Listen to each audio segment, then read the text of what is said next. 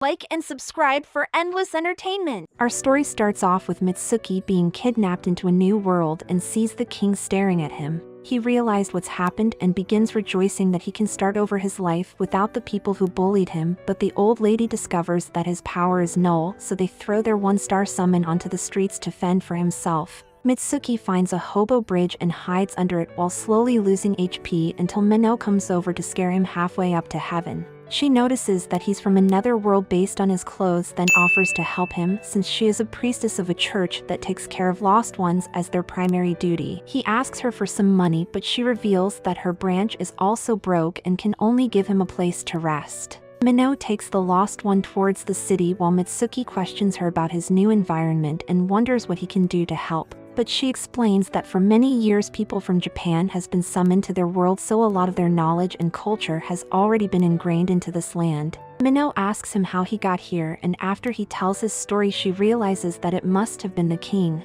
Then reveals that this world is made up of 3 classes that are the commoners at the bottom. The nobles like the king in the middle, and at the top are the church that are responsible for punishing nobles that break their laws. Mitsuki realizes that since Menou's busy helping hobos like him, she must be at the bottom of the first class, and she threatens to leave him in the streets. But Mitsuki admits that he is also at the bottom since they told him that his power is null, unlike the girl he saw that was overflowing with magic. Menou reports that there's another lost one to her partner who goes to investigate this issue while she continues her journey with Mitsuki.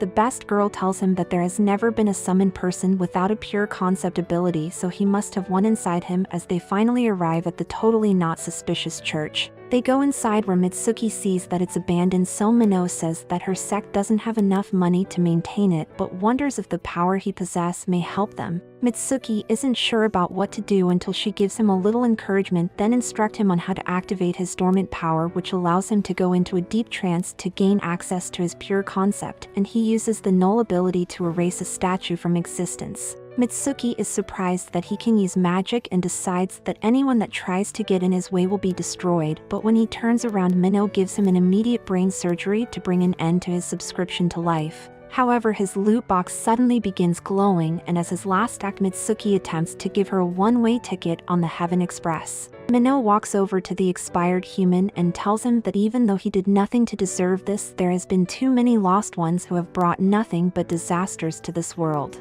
So her job as a priestess is to guide these lost souls to the hands of the Lord before they destroy everything. Our executioner reports to the archbishop that there is another summoned one in the king's castle that must be taken out, and the old lady encourages her to take a break after this mission is done. Menou remembers that years ago she was the only survivor in a city that was destroyed after a lost one went out of control. But before she becomes a victim, someone penetrated the mutant from behind to make her past tense. Flaire comes out of her camo to retrieve her weapon from the loot box, but sees that it's beginning to glow and gently moves the child out of the way.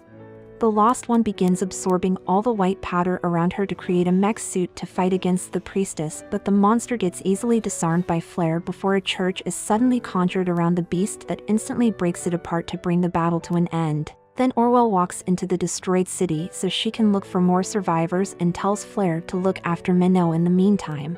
In the present, our assassin sees that Momo has arrived at the church, and she goes to place her head into our waifu's stress relievers before getting on her knees to have a view of paradise, but Menou knocks the horny out of her body. Momo reports that she has discovered the other lost one's location in the castle and gives her the uniform that the royal maids wear. But 5 men suspiciously arrive at the church, and the 2 priestesses decides to deliver them to the hands of the Lord. Menou steps outside to confront the soldiers that are unaware of the ass beating they're about to receive and scolds them for summoning 2 innocent people in an attempt to overthrow the church. The battle begins with Menou charging forward and giving her first victim a new breathing hole before offering another a free dental service. The leader tells his ally to call for help, so Momo goes to hunt him down while the knight uses flamethrower on Menou, but she uses protect to effortlessly block the attack. Our waifu begins walking towards her opponents and conjures the holy bell to destroy one of the men, while the other chooses to charge at Menou to become a hashtag directly by her hands. Menou runs towards the city and decides to end her mission tonight. She sneaks into the castle and begins scouting out the area while disguised as a royal maid. Our waifu sees the lost one's room and throws a grapple over so she can Batman her way across, but finds herself face to face with the target. Menou goes over to Akari and takes her inside to say that she has come to rescue her and explains that a boy that was summoned ran away from the nobles to seek refuge at the church. However, upon arriving he got critically injured but tasked them to rescue her from danger before he passed away. Akari decides to go with our friendly neighborhood executioner and they begin running through the hall of the castle until Menou decides to turn a corner and disappears from Akari's line of sight. She does an air takedown to send the poor girl to the Shadow Realm, then backs away from her loot box. Menou notices that her body has begun to glow as Akari's pure concept of time activates and allows her to self-revive. She gets up off the floor to the executioner's shock, but she isn't aware that Menou failed to make her a hashtag. She tells Momo to cause a distraction to lure away the guards so they can escape through the unwatched door. Then Menou takes Akari's hand and the two of them goes to test fall damage, but Menou holds her in the waifu position while they fall.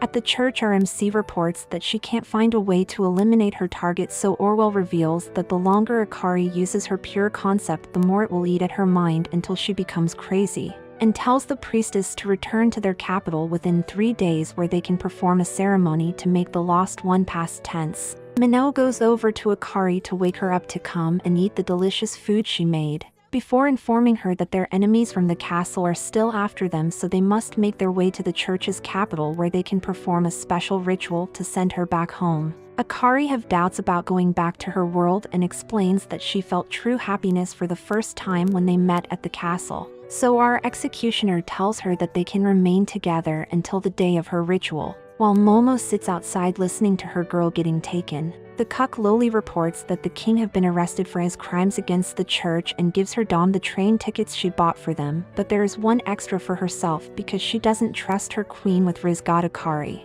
And after hearing Momo's insistence, Menou decides to allow her to come with the condition that she must remain out of sight. At the train station, we find Akari being amazed by its architectural beauty, and Menou explains that the trains in this world runs on aether, which is generated by the souls of people and can also be found in large amounts in natural areas. However, it also acts as mana for magic, but only naturally talented people are able to wield it. Our favorite psychopath decides to go get some food, then leaves Akari to wait in a corner, but she notices a lost girl who introduces herself to the floor, so she goes over to help the little one by healing her with magic. Menou buys some food from the stall and sees that the royal guards are looking for someone, but notices that Akari is using her powers in public. 100 IQ Menou uses a crest to cast the bubble spell to distract everybody and goes over to deliver common sense straight into Akari's brain. The little one compliments her for making the bubbles, and she shows off by moving them around before they return the lost child to her guardian. The king's daughter arrives at the train station and her guards reveal that they've been looking for her to question why she's leaving while her father is on trial. But Ashina says that he can take care of himself before heading off to board the train heading to the church's capital. On the train, Ashina sits while pondering her father's stupidity, but a group of men suddenly comes in to confront the princess. Another group goes over to our party's cart, but one comes over and realizes that Menou is a priestess, so he tells her to put the scripture on the floor and to take off her clothes to reveal any hidden weapon. Before she can act, Akari interrupts them to declare that she will undress herself instead and begins releasing heaven, but Menou blocks us and shows the criminal the words of the Lord, then pimp slaps the other tourist of terror. Our executioner tells Akari that she doesn't need her protection but thanks her for the attempt anyways and begins going to the other carts to help the passengers. Meanwhile, Momo feeds the criminals a knuckle sandwich and asks why they're here, but he foolishly refuses to tell her until the little maniac takes out a very comfortable necklace and kindly offers to put it on for him. She reports that the criminals are here to kidnap the princess to exchange her for their captured leader, and Momo decides to take out the ones in the engine room. She goes on top of the train but finds a body flying past as our little monster comes face to face with Ashina. Momo tells her that she's a priestess that came to help, but the princess starts attacking her, then questions what happened to the two lost ones that her father summoned and wonders if she's one of the legendary executioners within the church. Momo says that's just a myth, but Ashina doesn't believe her and uses flamethrower in an attempt to disintegrate the lowly, however our little maniac manages to block it. Momo uses magic on her chain to turn it into a body divider to fight against the princess. while Menou made her way to the engine room where they reveal that Ashina already took out all the criminals before she went to the top. She asks the tourist of terror why they're glowing, and he confesses that this is the last trip for everyone on the train before they experience a very painless unaliving by becoming tasty meatballs. All the crystals begins converging in front of our MC, so Menou tells the conductors to leave while she handles everything else. The floating blood balls uses polymerization to fuse together in order to bring forth the monthly Rage Night, and the battle begins with the monster using hormonal rush, but Menou easily deflects all its attack. She hears Momo fighting directly above her, and we see that our little psychopath is still fighting evenly with the princess. She throws a boomerang that Ashina easily dodged, so it flies into the forest, but many branches comes back to distract the princess from her fight and allows Momo to kick her off the train, but Ashina decides to take the lowly with her. The boomerang comes back to enter the train to cut deep into the Night of Cramps, but it continues attacking our waifu until it lands a blow on the train's control valve, and Menou takes the chance to introduce it to the floor. She realizes that the train is now out of control and can crash at any moment, but time briefly rewinds throughout the world for a few seconds, but no one seems to remember what just happened. Akari enters the room, so Menou goes over to her and uses a spell to give the knight a blow job. She scolds Ms. Double D's for putting herself in danger, but Akari confesses that she was just worried about her. The knight gets back up to continue the fight against the waifus, so Menou decides to use her hole maker to penetrate her opponent's body in an attempt to bust all her mana inside the creature. But the heavy flow fights back to cause a ki blast power struggle, which forces our waifu to use the scriptures to push her mana deep inside it and force the knight to delete itself from this world.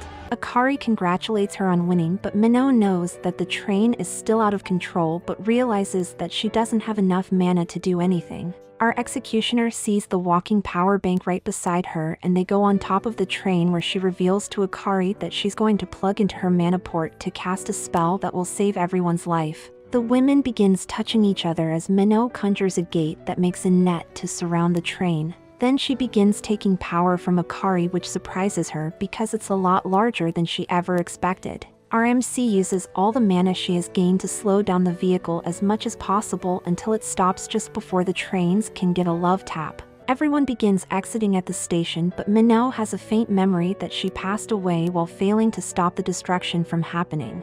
So Akari was forced to use her powers to reverse the flow of time to save all their lives.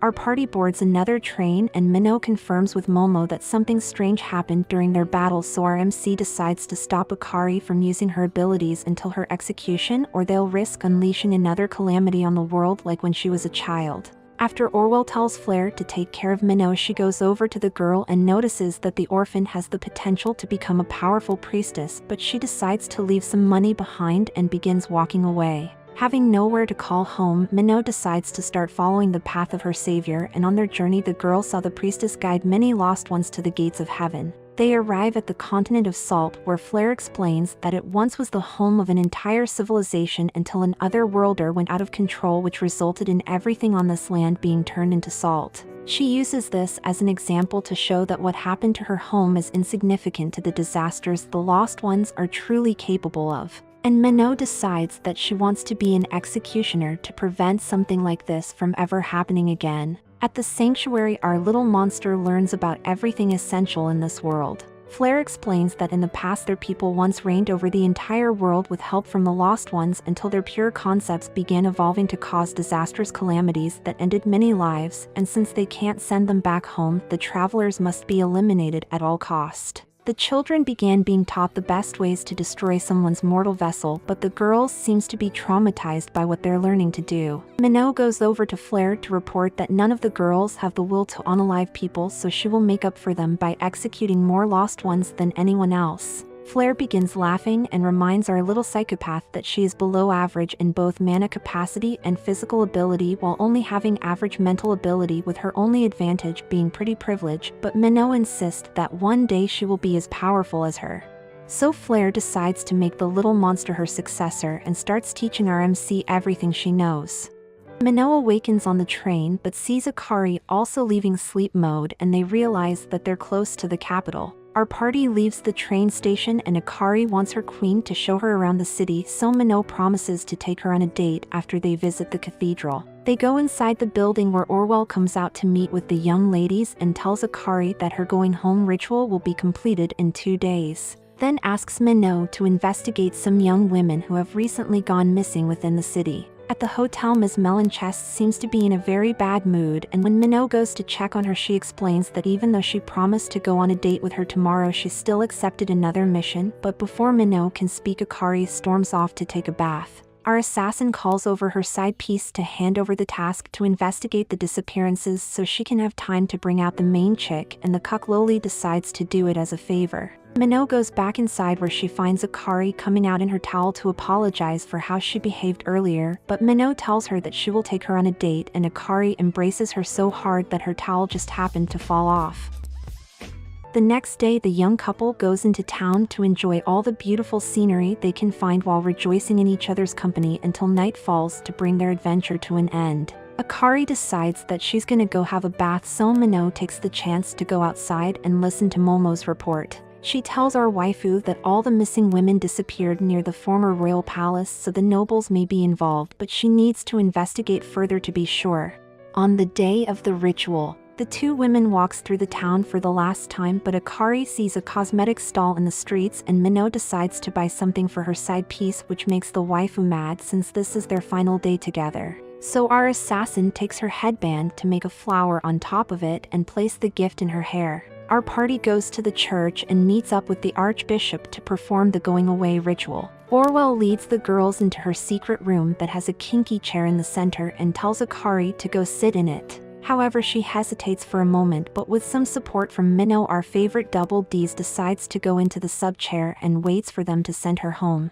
We go over to Momo, who has just found a secret passage inside the noble's palace and begins exploring the area until she encounters Ashina traveling the same route. Momo tells her that she's on an errand from the church, and the princess explains that she sneaked into this place because all the knights were trying to hide it from her. They arrive at the room that the nobles used to summon the other worlders, and Momo wonders how they created it since only the church possesses that knowledge. Ashina points out that someone very high up within the church must be working with the nobles since there is no other way for them to get that information, so Momo contacts Menou to tell her that the old bitch is a traitor. Orwell sees that she's been found out and decides to send RMC to the Lord, but Menou gains distance to bring forth the holy bells upon the archbishop, which forces her to use pride magic to defeat the holy spells before she begins pewing Menou with happiness to destroy her scriptures. However, in the last moment, Menou decides to show her the light as she falls into the abyss. Momo hears the explosion and tries to go to her queen, but the discharged dragon and a demon comes to oppose the two ladies. Menou gets up at the bottom of the hole to find the missing women laying on a bed without makeup while feeding their fluids into a beaker. The archbishop begins making her way down to the floor, and Menou asks why she would betray them since she lived her whole life saving people. The overripe human creates a barrier around the cathedral and explains that she wasted her entire existence helping others, but now she has the option to use Akari's pure concept to regain her youth. And the other priestess restrains Melanchest while kindly asking her to stop fighting back so they can begin the ritual. Menou tells the old woman that even though she's powerful, no one can control a pure concept, but the archbishop reveals that the ceremony is really a way to erase a person's mind and soul, which leaves only their power behind to use as they wish. Then informs our waifu that they also plan to use her ability to absorb mana as a catalyst to control the pure concept, and starts manipulating the fluids from the young women to summon the Angel of Cramps to face off against our executioner. Menou sentences the out-of-date human to heaven and begins fighting with the red monster, while Orwell reveals that for the past 10 years she's been experimenting with pure concepts, but on one occasion she accidentally erased a part of the power, and this resulted in Menou's town being wiped out with the only one suspecting her being Flaire. On the other battlefield, we find Ashina struggling to slay the glizzy demon, but Momo also has no luck against the red-eyes dragon. We go up to Akari to see that the ceremony is almost completed, and fearing that she will lose all her recollections of Menou, the mega simp goes deep within her mind to unlock the memories she sealed away. And Akari, that has mastered her powers through living hundreds of lives, awaken and realizes that in this timeline she managed to get a present from her queen. The priestess foolishly threatened to hurt her, so the goddess uses her ability to freeze everyone in the room and confesses that Menou is the only one she'll allow to end her, before fast-forwarding them to the end of their existence. Awakened Akari attempts to stop the pure concept of white, but admits that she's never been able to affect it and decides that all she needs to do to help Menou is to make Momo go berserk. Seeing that her job is done, the most broken character chooses to suppress her memories from her past regressions while leaving the love she feels for Menou intact. We go back to our supporting cast, where Momo easily blocks the flamethrower from Charizard, but the ribbons Menou gave her suddenly disintegrates, and while she's panicking, the monster tackles her into the wall. Our little monster blasts away the oversized lizard and begins having a mental breakdown from the great loss she suffered. The dragon stands once more so Momo can show it exactly why her hands are rated E for everything. But she decides to go one step further and dives into the earth itself to absorb all the mana she can hold to use explosion, and destroys everything unfortunate enough to be anywhere near her. Ashina surprisingly survives the friendly fire and decides to stop holding back against the unfortunately shaped demon. She creates a lightsaber from her sword, and with one swing the princess gives the creature a one-way ticket to Glizzy Heaven. Meanwhile, our little monster begins manipulating the loot box to transform it into a giant vortex of black force energy, which she uses to drop a nuke on the cathedral. Orwell realizes that the barrier is broken and Menou is about to praise her side piece until the main chick arrives to make sure she's okay. Our priestess begins arguing with Akari for putting herself in danger, while the old woman questions how she managed to escape. The ceiling collapses as the prison sentence arrives on the battlefield, but remembering her promise to stay hidden, she delivers a vicious uppercut to the angel to allow Menou to 1v1 the archbishop. Our MC decides to take Akari's power in an attempt to blow Orwell's mind, but in the last moment the cathedral's shield protected her and she decides to show Menou the true power of pride. Seeing no other option, the executioner decides to use her forbidden technique to borrow the lost one's pure concept and dives deep within Akari's consciousness, where she finds herself in a pool of regret that attempts to overwhelm her. But right as Menou reaches the peak of despair, awakened Akari comes in to promise her that she will always be her best friend throughout all of time and grants our MC full access to her pure concept of time. Orwell starts a Ki Blast power struggle, but her old ass is easily defeated by the power of friendship, and in her last moments she questions why someone like her, who helped countless people throughout her life, failed while Menou succeeded. So our MC tells her that it's just a skill issue as the Archbishop ascends to heaven. Up above we find that Momo defeated the angel, but it wiped out all her strength, while Ashina decides to leave the battlefield behind. They report to the public that a dragon and demon suddenly attacked from underground, so Ashina with the aid of a priestess defeated them, but during the battle Orwell unfortunately lost her life. Later on, Momo apologizes to Menou for losing the ribbons she gave her, so our MC gifts her side piece scrunchies as a replacement. And the head of the Itty Bitty Titty Committee confesses that she loves Menou more than anyone else. Our executioner reveals that during the fight she met awakened Akari, then theorizes that Melon Chest regressed from far in the future but somehow lost her memories along the way, and decides that she won't leave Akari alone until they find a way to end her. The Lost One awakens from a nightmare and sees Menou by her side, so she goes over to embrace her queen. But it's revealed that Akari regained the memory of the first time Menou confessed that she is an executioner, and admits that she can't bring herself to harm her friends as she crumbles away into nothingness. Then Flaire walks up from behind while holding the pure concept of salt and prepares to end Akari, but in that moment she decides to regress the world to give Menou another chance to end her. Like for a cat girl, subscribe for a waifu, and remember to stay swifty.